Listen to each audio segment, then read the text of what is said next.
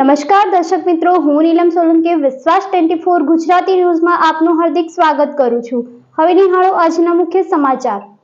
પાલનપુરના વીરપુર પાટિયા પાસે ટ્રક ચાલકને મોડી રાત્રે ચાલુ ડ્રાઇવિંગે અચાનક હાર્ટ એટેક આવતા બટાકા ભરેલી ટ્રક પલટી મારી જતા ટ્રક ચાલક દિનેશભાઈનું ઘટના સ્થળે મોત નીપજ્યું હતું।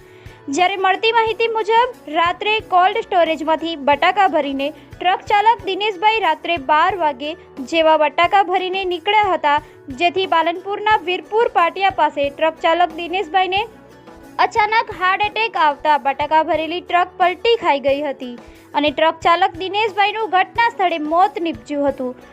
મળતી માહિતી મુજબ દિનેશભાઈ રાજકોટ જિલ્લાના ગોંડલના વતની તપાસમાં સામે આવ્યું છે। Bureau report Taufiq Sindhi, Palanpur.